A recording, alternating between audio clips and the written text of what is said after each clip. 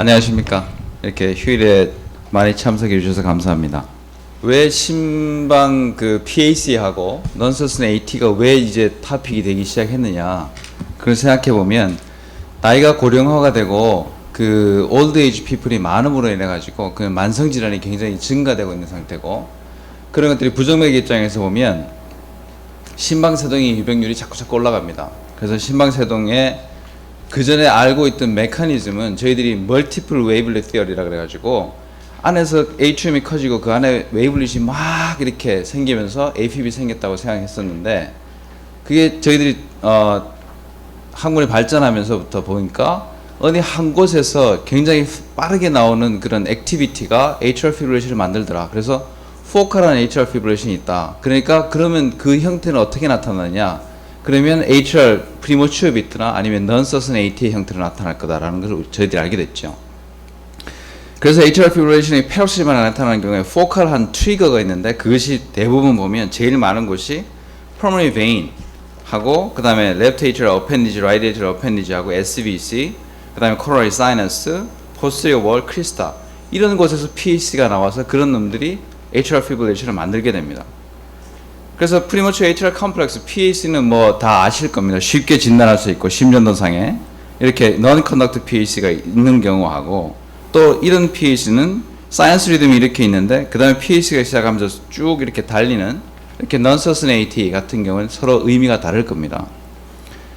그러면 제너럴 파퓰레이션에서 premature atrial complex, PAC가 어느 정도 프리퀀시를 갖고 있고 그럼 리스크 팩터는 무엇이 있냐는 한 스터디가 있습니다. 그래서 스위스 코홀트 스터디인데 9,600명을 대상으로 했죠. 그 중에서 50세 이상이고 1,700명이 24시간 홀터를 했어요. 해서 봤더니 PAC가 하나도 없는 사람 1%밖에 안 되는 거죠. 그 중에 18명, 1,700명 중에 18명만이 PAC가 없고, 나이가 많을수록 PAC 인스턴스가 올라가고, 또 하루에 70개 이상의 PAC가 되는 인스턴스가 나이가 많을수록 훨씬 많더라. 그래서 멀티베리엇 애널리시스를 해보니까 나이가 많으면 많을수록 PAC가 많고 AFib 인스턴스가 올라가는 거 맞아 들어가죠.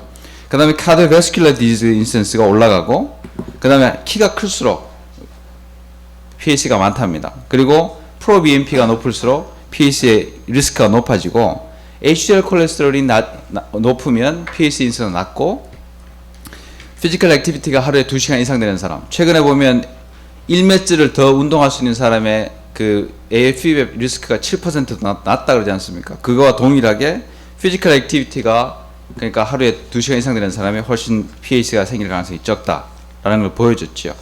케이스를 하나 보십니다. 58세 여자고 10일 동안에 펠피테이션을 왔어요. 환자는 이상하게 가만히 있는데 뭘 삼키거나 찬물을 마시면 이렇게 펠피테이션이 생긴다 그래요.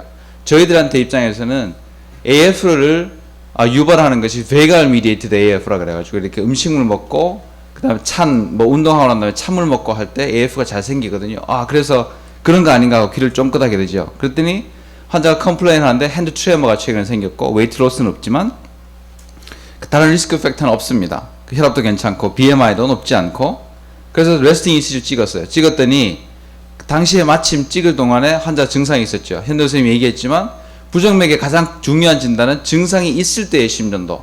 환자 가슴이 뛰어서 응급실에 가서 심전도를 찍으려고 하는데 찍었더니 정상이다. 그런 건 아니죠. 왜냐하면 그 당시에 증상이 있었느냐 없었느냐가 가장 중요하고, 증상이 있어갔지만 찍었을 당시에 증상이 없으면 그거는 없다라고 얘기할 수 없는 거죠.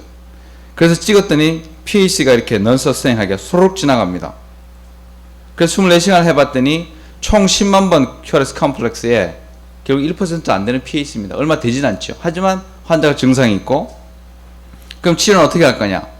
그래서 핸드 트레머가 있고 해서 3일 전에 뽑아낸 타이로이드 펑션을 봤더니 하이퍼타이로이디즘인 거예요. 그 다음에 에코를 해서 LV 펑션을 이벨루션 했고, 그 다음에 atrial 아리드미아가 생기니까 레프트 에이트리움이 가장 큰 역할을, 아까 포컬 타키카디아가 제일 많은 부분이고, 그래서 레프트 에이트리움이 인라지먼트 된 날 봤더니 볼륨 인덱스가 50이에요. 많이 늘어나 있죠. 많이 늘어나 있지만 환자가 타이로이드 펑션이 어브노멀이고, 그래서 우선 안티타이로이드 메디케이션을 했습니다. 그 다음에 안티아리드믹스는 주지 않고 봤더니 2주 뒤에 환자가 증상이 좋아지고 타이로이드가 컨트롤 되면서 PAC가 없어졌죠. 그래서 나이가 들수록 리스크 팩터가 PAC의 리스크가 높아지지만 언더라잉한 PAC나 이런 것들 증상이 있을 때 특히 그런 structural 아니면 다른 precipitating factor를 찾도록 노력해야 되는 것입니다. 그러면 premature PAC가 있을 때 그런 것의 prognostic impact는 어떠냐 한 스터디가 일본에서 있었습니다. 동경위에 그 이바라키라는 그 에어리아에 93년에 커뮤니티 베이스 헬스 서베이를 했습니다. 6만 3천 명이고 12리드 그러니까 무조건 15초 간격에 12리드를 딱 찍었어요. 그래서 93년에 95년 거고 그걸 2008년까지 14년 팔로우를 했더니 뭘 봤냐? 스트로크 때문에 죽는 거, cardiovascular death, 그 다음에 all cause death를 보고 AF가 언제 생기냐를 봤습니다. 봤더니 남자에서 PAC가 있는 사람이 여자와 PAC가 없는 사람보다 훨씬 스트로크 데스가 많고 cardiovascular death가 많고 all cause death가 많고 AF의 이벤트가 훨씬 많더라는 겁니다. 그래서 PAC가 있는 사람은 AF가 잘 생기고 그로 인한 cardiovascular death와 스트로크와 all cause death가 올라가더라라는 게 스터디의 주 목적이 되겠고 그래서 보면 보통 남자, 여자 공이 4배에서 5배 이상의 AF의 온셋이 PAC가 있는 사람에서 많고 그 다음에 그로 인한 cardiovascular death 리스크가 올라간다는 겁니다. 결국은 여기의 스터디는 얼만큼 많은가에 대한 스터디는 없고 PAC가 15초 딱 스팟 EKG에서 찍힌 사람 그러니까 상대적으로 보면 인스턴스가 많다고 볼 수 있죠. 근데 1000명을 1년 동안 팔로우 했을 때 한 AF 인스턴스는 한 1명 정도 그렇게 발생된다고 합니다. 케이스를 하나 더 보시면 71세 여자입니다. 어브도미널 페인이 일주일 동안 계속 지속돼서 개인 병원에 갔더니 어큐트 어펜디사이티스 같다 해서 보냈죠. 그런데 컨펌을 하기 위해서 CT를 찍었더니 어펜딕스는 괜찮고 라이트 리널 인팍션이 생겼어요. 근데 환자는 롱 히스토리에 하이퍼텐션이 있었고 그 다음에 다이비티스와 CVA 카디오바스큘러 디지즈는 없었습니다. 그 이니셜 서피스 ECG는 이렇게 APAC의 트라이제미니 패턴에 어브노멀한 ECG밖에 없습니다. AFib 아니고 놀랐죠. 엠볼릭 인팍션이 생기는데 AFib 아니란 말이에요. 그래서 24시간 했더니 뭐 3%밖에 수프라 벤트리큘 비트가 없어요. AFib 없고 넌서스네이티도 없고 이상하다 이럴 리가 있나. 고혈압 있고 나이가 많은 여자지만 그래서 뒤로 거꾸로 뒤져봤어요. 저희 병원 오래 다니는 사람이라서. 그래서 봤더니 2011년에 했는 심전도가 이렇게 넌서스네이티 뭐 많지도 않습니다. 한 뭐 8, 9비트의 넌서스네이티 밖에 다큐멘트 되지 않아서 참 이상하네. 그래서 심전도를 열심히 있는 기록들을 뒤져봤더니 2003년에 atrial fibrillation 다큐멘트 된 게 있었어요. 환자 증상이 없었고. 그러면 환자 치료는 어떻게 할 거냐? 뭐 뒤에 말씀하시겠지만 체스트 바스큐 스코어가 이제 5점이 돼 있어서 반드시 안티코아귤레이션을 하고 그래서 이 환자는 warfarin을 갖고 경제적 사정 때문에 그러면 안티아리드믹스는 뭘 쓸 거냐? 환자가 넌서슨 AT밖에 없지만 에코상에서 LA 볼륨 인덱스로 LA가 많이 커져 있고 그 전에 히스토리 AFib이 있고 그래서 리듬 컨트롤 해주는 게 좋겠다 해서 우선 소타로를 써봤습니다. 그랬더니 환자가 너무 브라디카다 심해서 쓰지 못하고 그래서 혈압 안티하이퍼텐시브로 ARB와 카베디로를 갖다 추가해서 환자를 관찰하였습니다. 그래서 팔로업 때는 이벤트 없이 사이언스로 잘 유지되고 있는 그런 상태입니다. 근데 왜 AFib도 없고 PAC밖에 없고 넌서슨 AT가 있는데 왜 이 사람은 엠볼릭 인팍션이 많느냐? 사실 저희들이 AF가 있을 때 그 트롬보제네시스가 다른 사람하고 다르다는 걸 알고 있습니다. 근데 그게 사이너스 리듬이 유지될 때조차도 그게 AF가 있는 사람의 성질이 다른지는 아직 잘 모르겠습니다. 하나 재밌는 스터디인데 트렌드라고 ICD와 페이스메이커는 2,400명을 대상으로 했습니다. 2,500명이고 그 중에 40명이 스트로크나 시스템에 엠볼라이가 생겼어요. 근데 안에 그 ICD나 페이스메이커가 있으니까 다 볼 수 있죠. 실시간마다 이상이 있으면. 그래 봤더니 20명에서 이제 그 전에 AT나 AF가 있었던 거예요. 근데 9명은 30일 전에 아무것도 없어요. 생길 때. 그리고 14명은 생기는 당시에 AF가 아니라 사이너스 리듬인 거예요. 그래서 마지막에 그럼 언제 생기냐? 길게는 그러니까 2, 3년 뒤에 AF가 있던 사람이 스트로크가 생긴 거죠. 그래서 결국은 아직까지 저희들이 어떤 그 치료를 해야 되는지 하는 결론은 나 있지 않습니다. 그래서 서브 클리니컬 하는 AF에 대해서 치료도 논란이 아직은 있고 연구가 진행되고 있고 그래서 결국은 우리가 지금 알고 있는 인포메이션은 AF가 있던 사람에서 스트로크가 생기는 것이 템포럴 릴레이션십은 없다. 그러니까 AF가 지금 있어야지 스트로크가 오는 게 아니라 그 전에 있던 AF라더라도 스트로크가 발생될 리스크는 높다고 지금까지는 저희들이 알고 있고 연구가 진행되고 있습니다. 다른 케이스입니다. 37세 남자고 10일 동안에 펠피테이션이 왔습니다. 근데 환자가 누우면 주로 생기는 것 같다 그러고, 근데 잘 때는 괜찮아서 그걸 깨우는, 자기가 일어날 정도는 아니다. 근데 뭐 갑자기 생기는 것 같고 앉아 있는 동안에는 그런 게 없었다. 근데 증상이 생길 때 어지럽거나 정신을 잃거나 하진 않았고 매일 소주 한 병씩 먹는 사람이었어요. 그리고 BMI가 25로 몸무게가 조금 많이 나갔습니다. 이 사람도 하도 많으니까 24시간 외래 와서 찍을 때 non-sustained AT와 aberrant conduction이 보입니다. 그래서 24시간 했더니 이렇게 숏 버스트 하는 non-sustained AT가 와라락 지나갑니다. 그래서 24시간 했더니 supraventricular PAC하고 non-sustained AT가 30%나 되죠. 그래서 그럼 어떻게 할 거냐? non-sustained AT가 30% 총 24시간 QRS 컴플렉스 중에서 우선 술을 끊게 하고, 그 다음에 웨이트 컨트롤하고, 지금 AF의 컨트롤에서 그 옆에 있는 웨이트 리덕션하고 하이퍼텐션 컨트롤하고 다이아베티스 컨트롤하는 것이 훨씬 안티아리스미를 쓰는 것과 더불어서 훨씬 더 베니핏이 있다고 지금 뭐 입증되고 있거든요. 그래서 훨씬 그런 것들의 라이프스타일 모디피케이션이 중요성이 강조되고 있는 시기고, 혈압이 외래 왔을 때 좀 높아서 24시간 혈압을 했더니 141에 88 넌디퍼 타입에, 그래서 135의 에버리지가 85를 넘어가니까 고혈압을 진단하고 그 다음에 혈압약제를 줬습니다. 그래서 뭐 ACE-인히비터를 쓸 거냐 아니면 베타블로커를 쓸 거냐, 뭐 ARB 자체가 AF 인슐린을 줄이는 거는 입증은 되어 있지 않지만 결국 레닌 안지오텐신 시스템을 액티베이션하는 것을 방지하는 입장에서 그 피마살탄을 썼고, 그 다음에 안티아리드믹스는 LA가 그렇게 많이 크지 않지만 마일드 일라지먼트가 되어 있지만 결국은 너무나 AF 그 PAC의 버든이 많아서 안티아리드믹스를 플라케나이드로 선택을 했습니다. 그러면 이렇게 많은 수프라벤트리클 액토픽 액티비티가 atrial fibrillation의 인스턴스하고 스트로크를 증가시킬 거냐를 코펜하겐 스터디에서 봤습니다. 48시간 홀터를 했고 678명의 CV 디지가 카디오베스큘러 디지가 없고 스트로크가 없고 AF가 없는 사람에서 봤더니 익세시브 많은 PAC는 어떤 거냐로 정의를 하기를 1시간에 30개 이상, 그 다음에 20비트 이상 서스테인되는, 그러니까 넌 서스테인이죠. 근데 그 듀레이션이 20비트 이상 되는 걸 갖다 넌 서스테인 AT가 있는 경우에 이건 심한 그 수프라벤트리클 액토픽 액티비티다. 그래서 그런 사람들의 스트로크나 사망률을 봤고 토탈 모탈리티, 그 다음에 AF로 어드미션 하는 것들을 봤습니다. 평균 6년을 팔로우 했어요. 봤더니 그렇게 심한 그 액티비티가 있는 사람이 한 15% 정도 있었는데 결국은 전부 다가 없는 사람에 비해서 스트로크가 높고 그러나 토탈 모탈리티가 높고 에이트리얼 피브레이션이 결국 많이 생기더라는 게 관찰됐습니다. 그리고 그런 액티비티가 많으면 많을수록 도즈 디펜던트 매너로 AF로 인한 하스피탈리제이션의 리스크가 점점 더 올라가는 거죠. 그래서 PAC가 그냥 하나씩 나오는 거하고 그냥 버든이 굉장히 많은 거하고 의미가 다르다는 게 이제 저희들한테 주는 임플리케이션이고, 그런 것들로 인해서 atrial fibrillation이 훨씬 발생의 빈도가 높다라는 것을 알게 되었습니다.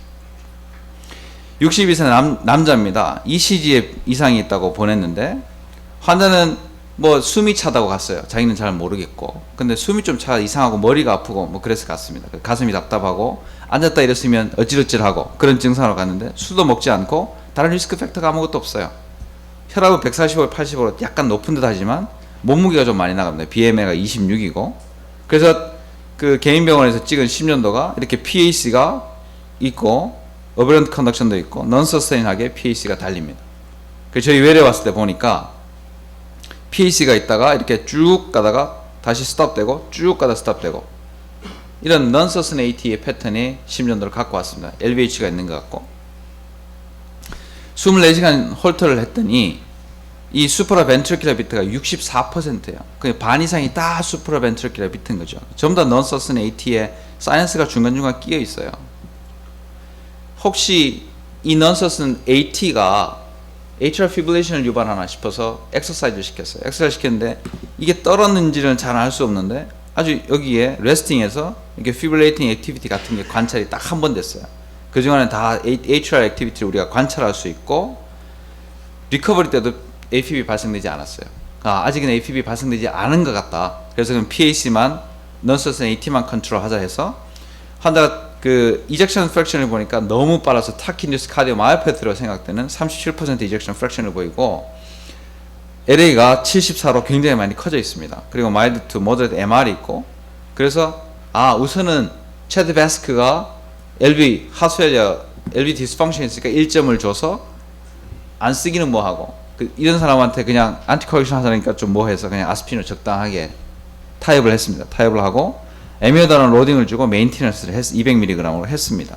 그래서 2달 뒤에 팔로우업을 했더니 환자 증상가 많이 좋아졌다 그러고, 수프라벤트리큘 비트가 25%입니다. 아까보다는 사이너스 비트가 많죠. 그렇지만 여전히 있고, 트레드밀을 시켰더니 사이너스의 엑서사이즈 동안에 그런 액티비티가 보이지 않고 리커버리 때도 조용합니다. 잘 됐는가 싶지만 왔을 때 스팟 ECG는 PAC가 많이 줄었지만 홀트상에서는 25%의 그런 PAC 액티비티가 아직도 있고, 그럼 그 다음 치료는 어떻게 할 거냐. 이제 리커버리가 됐으니까 LV 펑션은 환자 다른 리스크 팩터가 없고, 그래서 체드 베스크는 0. 그렇지만 저는 아스피린을 유지하자 그랬고, 그 다음에 이젝션 프랙션 54%로 돌아왔어요. 타키인듀스 카디오마이오패티라는 것을 확인을 했고, LA 볼륨도 74에서 59로 많이 줄었죠. 그래서 리모델링 프로세스가 맞다. HRR 넌서슨 AT가 있으면 레프트 에이트리움 일라지먼트 시켜서 AFib을 조장하기도 하다가 그것이 조절되면 다시 줄어들고, 그런 리모델링 프로세스가 여기도 있다는 걸 확인을 했고, MR 정도는 비슷합니다. 그래서 에미더는 메인티넌스를 하는데 환자 증상은 아직도 지속돼요. 그래서 어제 오셔가지고 아직 머리가 아프고 포스트럴 디즈니 쓰고 있고 해서 제가 카테터 어블레이션을 하자고 했습니다. 그래서 다음에 카테터 어블레이션을 할 예정입니다. 그러면 이렇게 많은 익스트라 시스톨이 있고, 그 다음에 체드 베스크 스코어가 높은 사람한테 그럼 어떤 우리가 atrial fibrillation이 생기는 걸 프리딕션 할 수 있느냐, 그걸 본 게 쉰켄 데이터베이스인데, 이게 동경에 있는 카디오베스큘러 인스티튜트 하스피탈의 이름이랍니다. 그래서 2004년에 10년 동안에 3,200명 이 24시간 홀터를 했는데 AFib 히스토리가 없는 2,500명을 대상으로 했죠. 그래서 자기들이 코타일로 나눠가지고 PAC의 빈도가 하루에 102개 이상인 게 가장 하이어스트 코타일이라서 그걸 선택을 하고, 그 다음에 체드 스코어를 선택을 했습니다. 그래서 보니까 1000 페이션 이어에 9.4명의 AFib이 발생했는 겁니다. 아까 그 홀터에서 보시면 그 1000 페이션 이어에 1명 정도가 발생했죠. 근데 이 그룹이 좀 더 많은데 평균 팔로우는 한 2-3년 됩니다. 그래서 보니까 훨씬 아까 앞에서 보여줬던 것 같이 그 PAC의 인스턴스가 많으면 많을수록 AFib이 많이 생기고, 그 다음에 체즈 베스크 스코어가 높으면, 체즈 스코어가 높으면 AFib이 많더라. 그래서 뭐 두 개를 비교해보면 확 차이가 나고, 따져보니까 체즈 스코어가 1, 2, 2하고 그 다음에 인스턴스가 많지 않은 놈은 한 2.7%, 2.7 인스턴스 1000 페이션 이어에, 그럼 아까하고 비슷하지 않습니까? 비슷한데 102개 이상이고 체즈가 2 이상인 경우에 37명의 AFib 인스턴스가 발생한다. 굉장히 많은 거죠. 결국은 AFib의 발생의 리스크는 PAC나 그 non-sustained AT의 인스턴스가 버든이 많으면 많을수록, 그 다음에 내가 갖고 있는 리스크 팩터가 많으면 많을수록, 바꿔 말씀드리면 underlying heart disease가 많으면 많을수록 잘 생긴다는 겁니다. 그래서 AF 비게스 AF, 이건 교과서에 나오는 얘기 아닙니까? AF가 생기면 더 많이 생기고 더 자주 오고 더 오래 가고, 그건 이거 애니멀 실험에서 우리가 알았던 건데, 실제로 사람에서도 페록시말 AFib을 그냥 두면 결국은 그게 1년에 8%, 15%의 인스턴스로 다 persistent AFib으로 넘어간다는 겁니다. 결국은 그게 왜 생기느냐, HR 리모델링 프로세스인데, 결국 일렉트리컬 리모델링, AFib을 더 조장하게 전기적 성질이 변하고, 그 다음에 스트럭처럴 리모델링, HR 파이브로시스가 있어서 훨씬 더 일렉트리컬리 언스테이블하게 만들고, 그 다음에 오토노믹 너브 시스템이 변해서 그것이 AF를 더 많이 만들게 되고, 그 자체가 또 리모델링을 만들고, 그래서 피셔스 사이클 돌아가는 이렇게 HR 리모델링 때문에 AFib, 비게스 AFib이 생긴다는 겁니다. 그럼 아까 우리가 봤듯이 PAC, non-sustained AT도 똑같은 그런 리모델링 프로세스를 거칠 거라고 생각을 하거든요. 그러면 그 리모델링을 어떻게 블락할 거냐 생각해보면, 아직 일렉트리컬리 안티 아리드믹 에이전트는 성공적인 게 없습니다. 없고, 아까 웨이트 리덕션, 제가 와서 보니까 뚱뚱하지 않은 사람도 한국에 굉장히 슬립 apnea가 심해요. 특히 술 먹은 사람, 술 먹고 난 다음에. 그런 슬립 apnea 컨트롤 안 되면 AFib이나 PAC, non-sustained AT의 인서스가 굉장히 높거든요. AFib의 하이 리스크는 이미 알려져 있고, 그 다음에 언더라인 하트 디즈를 컨트롤하고, 그 다음에 레닌 안지오텐신 시스템을 억제해서 HR 파이브로시스를 좀 줄여주면 리모델링 프로세스를 억제할 수 있지 않을까. 그런 컨셉은, 이게 원래 나이가 들어가면서 뭐 진행되는 걸 막을 수 없을 겁니다. 없고 카디오베스큘러 디지가 진행되는 것을 우리가 열심히 고혈압, 당뇨병을 치료하고 슬립 앱니아를 치료하고, 근데 electrically non-sustained AT가 생기고 AFib 생겼을 때 그것을 빨리 정상으로 잡아줘서 더 리모델링 되는 것을 막아주는 것이 오랫동안 좀 더 오래 persistent AFib로 가게 되는 것을 막을 거다. 그래서 초기에 안티아리드미스 쓰는 것이 좋겠다라는 게 지금 AFib의 저희들 생각이거든요. 그래서 그런 입장에서 보면 어떤 것이 리스크 팩터인지 알 수 없지만, 아직 연구가 되고 있지만 체즈 베스크 스코어나 아니면 해치 스코어 이런 것들 이용해서 non-sustained AT가 있을 때 이런 사람들은 리스크가 많으니까 훨씬 더 빨리 안티아리드미스를 써야 되겠다라는 그런 컨셉을 저는 생각을 하고 있습니다. 그래서 전체적인 트리트먼트를 정리해드리면, 증상이 없는 사람은 우연히 발견되고 하나 둘 뭐 그런 사람 필요가 없을 겁니다. 근데 증상이 있고 버든이 안 많으면 그냥 괜찮아요 말씀드려도 되고, 그 다음에 스모킹이나 카페인이나 사람마다 다 프리스피턴트가 다르니까 그걸 컨트롤하고, 그 다음에 아까 앞에 들었던 안티 리모델링을 하고, 약제는 많지 않습니다. 베타블로커를 흔히 쓰시지만 그거는 PAC가 온 다음에 포즈가 칼슘 어큐뮬레이션 때문에 생겨서 스트롱한 컨트랙션이 생겨서 환자가 증상을 느끼는 거거든요. 그래서 맥이 훅 빠지는 느낌, 컨트랙션이 아주 스트롱한 느낌, 그거는 베타블로커가 릴리브 시켜주지만 인센스 자체를 줄이지 못합니다. 그리고 리스판스가 베리어블하고 인컨시스턴하기 때문에 베타블로커로 치료가 잘 된다고 볼 수는 없고, 앞에 말씀드렸던 안티아리드미스가 인센스를 줄이는 데 도움이 되고 디작신, 칼슘 블로커 이런 것들은 도움이 되지 않습니다. 제 말씀을 정리드리면, PAC는 젊은 사람, 뭐 누구나 다 가질 수 있고, 노멀 하트 아니면 언더라인 하트 디지가 있는 사람에서 다 생길 수 있어서 그런 것들이 다큐멘트 되면 그 사람에 대한 그냥 테일러드한 어프로치가 필요하다고 생각되고, 안에 리스크가 발견되면 그 리스크에 대한 모디피케이션 그리고 언더라인 하트 디지에 대한 컨트롤이 무엇보다도 가장 중요하다고 생각됩니다. 그리고 여기 PAC나 non-sustained AT의 버든이 많은 경우에 우리가 어떻게 치료해서 어떤 지금 observational 스터디로 봐서는 그런 것들이 훨씬 AFib을 많이 만들어서 그런 것들을 줄여주면 AFib의 인센스를 줄일 것 같지만, 그런 스터디가 결국은 베리피케이션이 돼야 된다고 생각합니다. 경청해 주셔서 감사합니다.